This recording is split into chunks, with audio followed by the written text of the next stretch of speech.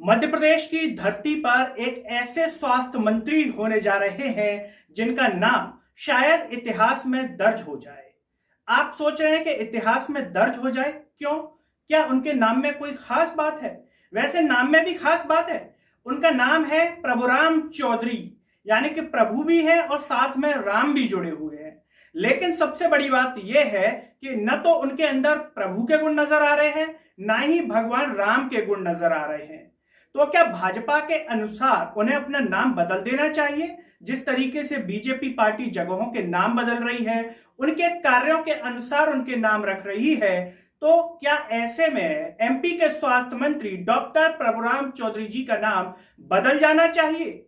आखिर उन्होंने ऐसे क्या कार्य कर दिए जो हम ऐसा कह रहे हैं? बताते हैं आगे आपको। नमस्कार, मैं हूं गिरिराज शर्मा और आप देख रहे हैं सरल टॉक। सभी से एक ही अपील है, इस आवाज को सब्सक्राइब कीजिए और इसे हर जगह शेयर कीजिए। दोस्तों, मध्य प्रदेश के साथ साथ पूरा देश इस समय कोरोना से ग्रसित है। कोरोना की बीमारी बढ़ती जा रही है। ऐसे में स्वास्थ्य मंत्री की जिम्मेदारी क्या होती है? स्वास्थ्य सुविधाओं पर ध्यान देना या फिर चुनाव में जाकर के वोट मांगना? आप हैरत की बात देखिए, जब मध्य प्रदेश के अंदर शमशान घाटों की स्थिति खराब हो, लाइनें लगी हो, लोग अपने परिवार के लोगों को लाकर के वहां पर जो है जलाने के लिए ला रहे हैं, यानी कि स्वास्थ्य सुविधाएं चरमरा गई हो और एमपी का स्वास्थ्य मंत्री जी गायब हो, दिखाई ना दे रहे हो, वोट मांग रहे हो दमोह में जाकर के, तो ऐसे स्वास्थ्य मंत्री के लिए आप किन शब्दों का उपयोग करेंगे? उन्हें कमेंट में लिख दीजिएगा। नाम है प्रभुराम चौधरी, कम से कम अपने नाम का सम्मान ही रख लेते, कम से कम शर्म शब्द की लाज रख लेते को इसके मायने क्या होते हैं। दोस्तों, हमने आज इनका ट्विटर देखा। हम जानना चाहते थे कि आखिर दवाइयों को लेकर के, ऑक्सीजन को लेकर के, रेमडेसिविर को लेकर के क्या इन्होंने आज कुछ लिखा है? तो आज जब हमने देखा तो हम अचरज कर गए कि आखिर ये लिख क्या रहे हैं। ये लिख रहे हैं कि मैं दमोह के फलाने फलाने गांव में हूं, सघन जनसंपर्क किया श्री राहुल लोधी जी को लेकर के, जो कि भाजपा के प्रत्याशी हैं। जनता का प्यार व आशीर्वाद मिला। उस आशीर्वाद से समझ में आ गया कि भाजपा पार्टी यहां से ज्यादा वोटों से जीतेगी, यानी कि भाजपा पार्टी विजयी होगी।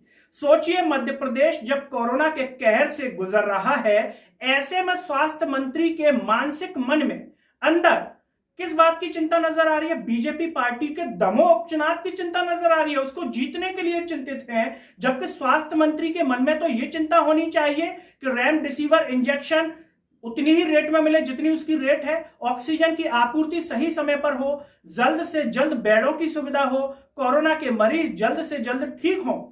ऐसे में स्वास्थ्य मंत्री की इस प्रकार की चिंता क्या उनकी मानसिक विकृति को साबित कर रही है? मानसिक विकृति हम इसलिए कह रहे हैं कि जहां पर एक आम आदमी अगर इस प्रकार के दृश्यों को देख ले, उसका मन अंदर से पिघल जाएगा, द्रवित हो जाएगा, वो व्यथित हो जाएगा। ऐसे में स्वास्थ्य मंत्री व्यथित नहीं हो रहे हैं, उन्हें चिंता सता रही है वहां की चुनाव की। तो सोचिए, में ऐसे में हम क्या कहें? आखिर यही कह सकते हैं।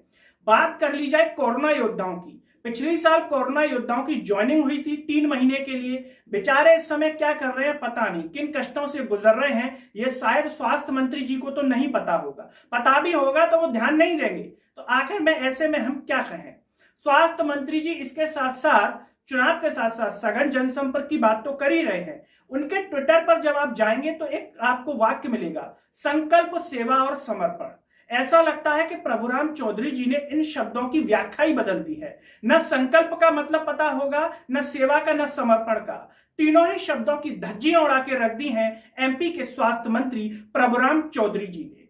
जब एमपी के स्वास्थ्य मंत्री इस बात को नहीं समझ पा रहे कि लोगों के स्वास्थ्य कितना महत्वपूर्ण है, तो कोरोना योद्धाओं की नियुक्तियों का क्या दर्द समझ पाएंगे? उनसे उम्मीद करना ही बेकार है। ऐसे में सवाल उठता है कि जब प्रभुराम चौधरी जी से उम्मीद न लगाई जाए तो किससे उम्मीद लगाए?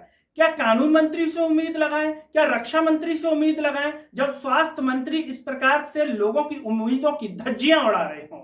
इसके साथ साथ वो एक काम और कर रहे हैं, ज्योतिरादित्य सिंधिया के ट्वीट को रीट्वीट करने का भी काम कर रहे हैं। हो सकता है सिंधिया जी से और अच्छे संपर्क में लाने हो। महाराज जो ठहरे, महाराज भी गायब है, सड़कों पर नजर नहीं आ रहे, न कोविड अस्पतालों में नजर आ रहे हैं ज्योतिरादित्य सिंधिया जी, बस वहीं से बैठे बैठे कुछ कर रहे हो तो पता नहीं है। उनके ट्वीट को रीट्वीट किया है एमपी के स्वास्थ्य मंत्री डॉक्टर प्रभुराम चौधरी जी ने। प्रभुराम, आप भी ले लीजिए एक बार इनका नाम, शायद कुछ हो जाए। ऐसा लग रहा है कि धरती पर अगर भगवान देख रहे हैं तो भगवान भी जनता से नाराज हो गए हैं। पता नहीं किस बात को लेकर के नाराज हो गए हैं। कहीं इस बात को लेकर के तो नहीं कि तुमने मेरे मंदिर के लिए चंदा दिया, अस्पतालों के लिए क्यों नहीं दिया, अस्पताल बनवा देते। जितने पैसे में तुमने इतना बड़ा भव्य मंदिर बनवा रहे हैं उसके एकाध अंश में शायद भव्य अस्पताल बन जाता। लेकिन देश के नेता शायद देश की जनता को गुमराह कर रहे हैं, धर्म के नाम पर, जाति के नाम पर। यानी कि यहां पर आपको चंदा स्कूलों के लिए नहीं नजर आएगा, अस्पतालों के लिए नजर नहीं आएगा, मंदिर के लिए आ जाएगा। लेकिन अभी जो काम है वो क्या आ रहा है, मंदिर आ रहा है या अस्पताल आ रहा है, ये भी बड़ा सवाल है। अब सबसे बड़ा सवाल ये भी है कि दमोह में जब सघन जनसंपर्क कर रहे हैं, वहां जो जनता बैठी हुई है वो क्यों बैठी हुई है? क्या ये जनता की गलती नहीं है, या फिर फोटो खिंचाने के लिए बैठी हुई है कि प्रभुराम चौधरी जी के साथ एक फोटो आ जाएगा, घर पर लगा देंगे, मेहमान आएंगे, दिखाएंगे, देखिए प्रभुराम चौधरी हमारे घर आए थे। लेकिन ये समझिए कि वो कोरोना फैलाकर चले गए तो क्या होगा? आपको एक रेमडेसिविर का इंजेक्शन भी नहीं दिलवाएंगे प्रभुराम चौधरी, और न राहुल लोधी जी। अपने लिए बचाकर रख लिए, हो सकता है अपने रिश्तेदार, नाते रिश्तेदारों को करवा दें, लेकिन आपको न करवाएं। ये सारे वो सवाल हैं जो अभी लोगों के मन में है, लोगों के बीच में है, भय की स्थिति है। लेकिन स्वास्थ्य मंत्री गायब है। ये एमपी का दुर्भाग्य हो सकता है कि ऐसा स्वास्थ्य मंत्री मध्य प्रदेश को शिवराज सरकार के रहते हुए मिला, और शिवराज सरकार और शिवराज जी खुद जब कोरोना के नियमों की धज्जियां उड़ा रहे हैं, दमोह चुनाव में लगे हुए हैं, तो आखिर ऐसे में इनसे क्या उम्मीद की जा सकती है? अब तो इस एमपी को और एमपी के साथ साथ देश को भगवान ही बचा सकते, हम तो यही कहेंगे। चलते चलते सभी से एक ही अपील है, समाज को सब्सक्राइब कीजिए और इसे हर जगह शेयर कीजिए। अगले वीडियो में आपसे फिर होगी मुलाकात, तब तक के लिए मुझे दीजिए इजाजत। नमस्कार।